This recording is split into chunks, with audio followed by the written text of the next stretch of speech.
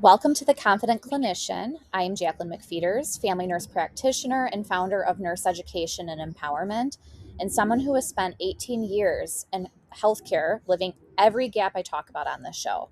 This podcast is for the nurse and for the nurse practitioner who is capable, genuinely, undeniably capable, and still waiting for their career and confidence to match what they actually bring. Every episode is a conversation, not a lecture, not a highlight reel, a real conversation about things that are actually happening in clinical practice and what to do about them. I'm so glad that you're here, so let's get into it. I wanted to start today with something that I think is happening to you right now, not maybe, not sometimes, like right now. You are shrinking in rooms where you should be shining. You are editing yourself before anyone else gets a chance to hear you. You're driving home from work from shifts, carrying the thing that you almost said. You are watching decisions get made without information you never shared. And somewhere along the way, this is the part that like kind of breaks my heart. You actually started believing that this is just what the job feels like. And that self-doubt is just part of the job description and part of the deal. And that exhaustion is normal. And that figuring it out alone is just what a professional does. And I want to tell you today that literally none of that is true. And here's what actually is true. 76% of nurses reported experiencing burnout last year. 23% are actively considering leaving the profession, and the number one protective factor, so the thing that the research is actually showing consistently that makes nurses stay, thrive, and sustain long careers, is not better pay. It is not better patient ratios. It is feeling genuinely supported, not managed, not processed through like some sort of like employee assistance program, but actually supported by someone who understands the clinical world, who sees what you are carrying, and who helps you build specific things that school just never taught you. The nurses who are leaving this profession are not leaving because they don't love it. They're leaving because they've been doing it alone for way too long. And I don't want that to be your story. So I wanted to just share today about somebody I had worked with.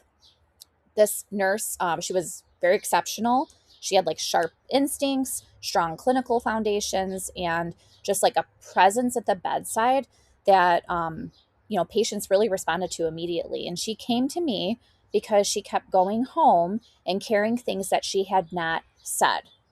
She would tell me afterward exactly what she observed, exactly what she thought, exactly what she almost said, and just never said it in the room. Does this sound familiar to you? We started working together, and pretty quickly we identified something I call the 10-second window, because this is where it happens, not in the room, in the 10 seconds before, in that like internal calculation that runs through your head, that most nurses actually don't even realize is happening. That thought process of like, what if I'm wrong? What if they dismiss me? What if it turns out to be nothing? And that calculation that goes on internally never asks the other question, what if I'm right? And what if I say nothing? That question has a very, very different weight. A patient whose deterioration was caught later than it should have been, a plan that moved forward without like a piece of information that you would have given that could have changed it. The nurse who drove home that night replaying the moment she almost spoke. Most nurses have felt that weight at least once. Many have felt it more times than they can count. And most of them have done that over and over again because culture of nursing taught them to do that, and they absorbed it and they called it part of the job. They went back the next shift and they did it again. And that's not resilience. That's what happens when capable people go unsupported for long enough that they stop expecting anything different. So here's with me working with this person, what we built together instead. 3 questions. That 10-second window before she spoke, I taught her to think, is what I'm observing real? What is the cost of staying quiet? What is one sentence that opens the door? Not the full argument, not the perfectly like constructed case in your, that you're saying out loud, just the first sentence. I want to flag something before we proceed. That is like all the runway that you need. Everything else follows from there. The first time that she used this in a real clinical moment, she texted me afterward and she said, I said the thing and I was right and nothing bad happened. And she was right and nothing bad happened. And that's what becomes possible when someone is in your corner helping you to build the specific things that the job actually demands and nobody taught you. And I want to speak directly to the voice inside of your head that's already forming that response to what I just said, because I know what it sounds like. It sounds like, I don't have time for this. And I want to say, I hear that. You're working full shifts, probably picking up extra, probably like parenting or being a caregiver or studying. Time is actually it's a real constraint. And I want to ask you something.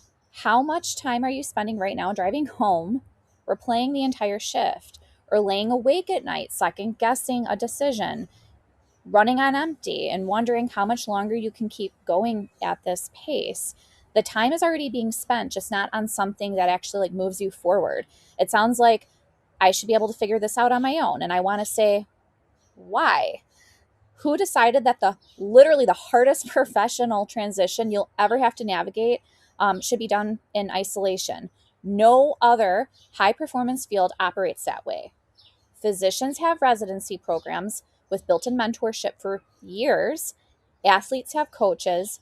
Executives have coaches. Nurses are handed a license and they're told good luck. You were not meant to build this and figure it out alone. You were just never given another option until now. And it sounds like, you know, I'm not struggling enough to need this. Like, that goes on in people's heads too. And I want you to sit with this for a second if that's like what's going on in your head. Because oftentimes nurses tell me that they're not struggling enough. And those are the people that actually are struggling the most. They've just normalized it so much that that baseline has shifted from what used to feel like too much now just feels like any other Tuesday. If you recognize yourself anywhere in this episode, that is enough. You do not have to be in a crisis to deserve support. You just have to be a nurse or a nurse practitioner who's ready to stop figuring it out on their own. And here's what I wanted to offer you today.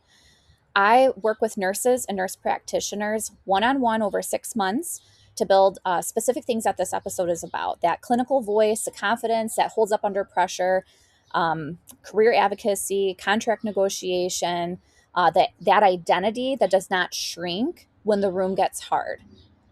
First step is doing a free 15-minute confidence call. It's not a sales call. It's actually a conversation where you and I actually see if, what you're navigating through and if working together is actually a good fit. So it's just two people being honest with each other about, what you actually need. So if anything in this episode landed for you, please feel free to reach out. I want you to book that call. The link is in the show notes, and it takes, 30 seconds to book and 15 minutes to have a real conversation. Thank you.